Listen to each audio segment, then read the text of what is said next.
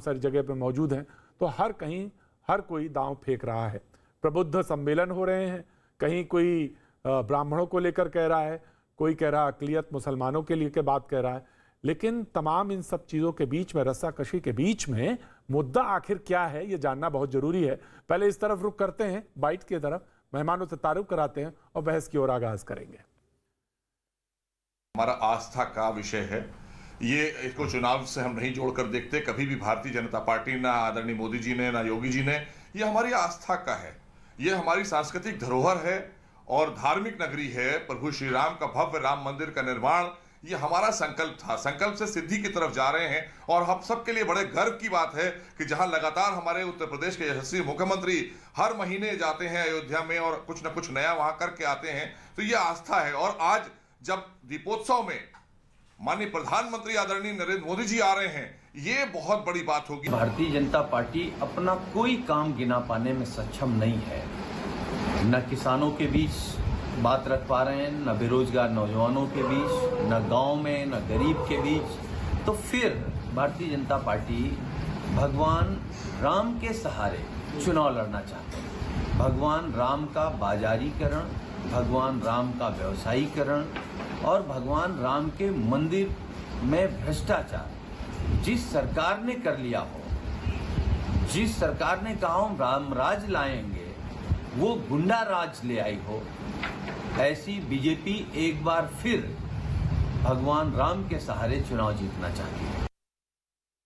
और भैया जी, कहीं का भी मंच सज चुका है और जो लोग हमारे आज मेहमान के उसमें हैं, के शर्मा बीजेपी का पक्ष रखने के लिए हमारे साथ हैं। सुनील यादव जी खुद मौजूद हैं, समाजवादी पार्टी के प्रवक्ता, बहुत बहुत शुक्रिया। राकेश मिश्रा जी कांग्रेस का पक्ष रखने के लिए हमारे साथ हैं। सतीश प्रकाश जी राजनीतिक विशेषज्ञ के तौर पे, और अरविंद वाजपेयी जी प्रवक्ता लोक जनशक्ति पार्टी हमारे साथ मौजूद हैं, बहुत बहुत शुक्रिया। तो दो शब्दों का इस्तेमाल किया सुनील यादव जी आपने, तो सबसे पहले मैं बीजेपी को ही बोल देता हूँ।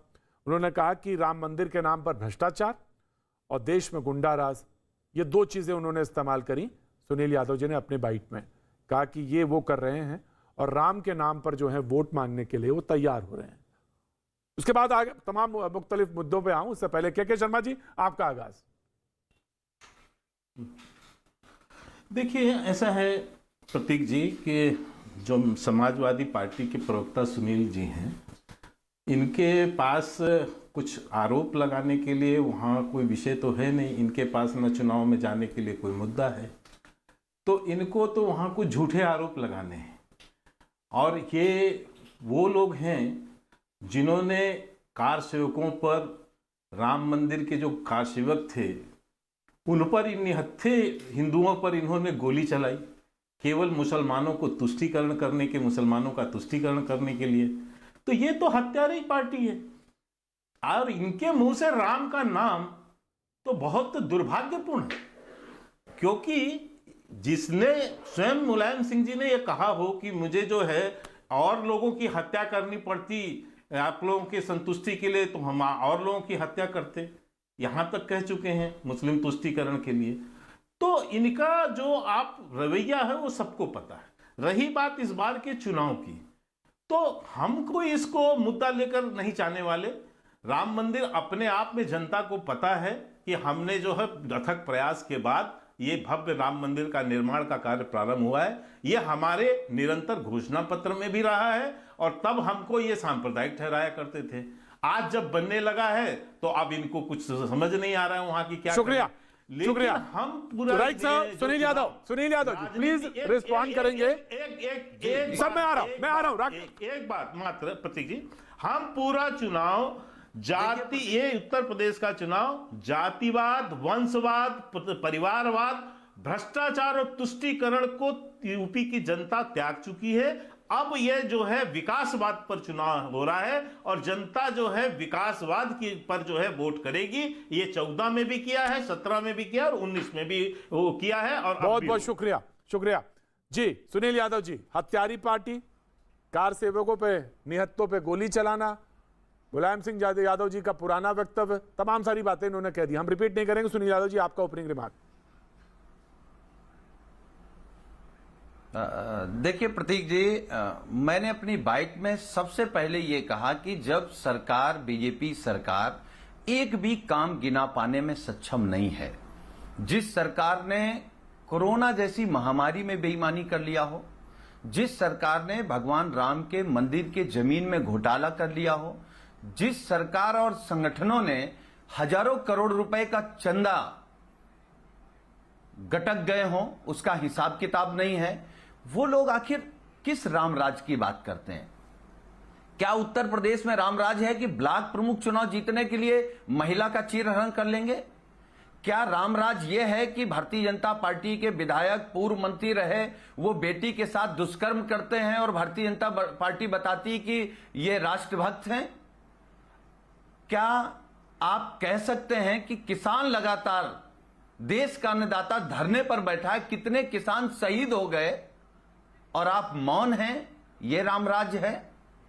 बेरोजगार नौजवान लाठियां खा रहे हैं, एफआईआर लिखी जा रही हैं, ये रामराज है? जो पत्रकार सच बोल दे, सच लिख दे, उसको एफआईआर करके आप जेल में डाल रहे हैं, ये रामराज है? अरे आपने तो अच्छे सपने दिखाए थे। आपने तो कहा था कि हम स्मार्ट सिटी बना देंगे, अच्छे गांव कर देंगे, सड़क में गड्ढे नहीं होंगे, बिजली 24 घंटे आएगी। आपने कहा था कि हम लैपटॉप देंगे, आपने कहा था बुलेट ट्रेन देंगे, आपने कहा था बेटियां सुरक्षित रहेंगी, बेटी पढ़ाओ बेटी बचाओ का नारा आपने दिया था। आप अपना संकल्प पत्र पढ़िए, जिस संकल्प पत्र पर उत्तर प्रदेश में इतना बड़ा बहुमत मिला। देश के प्रधानमंत्री जी का भाषण सुनिए, अपने दूसरे नेताओं का भाषण सुनिए कि उत्तर प्रदेश के किसानों से आपने क्या वादा किया था। आपने कहा कि 2022 में हम आय दोगुनी कर देंगे, 2 करोड़ रोजगार प्रतिवर्ष देंगे। अरे आप कहां खड़े हैं?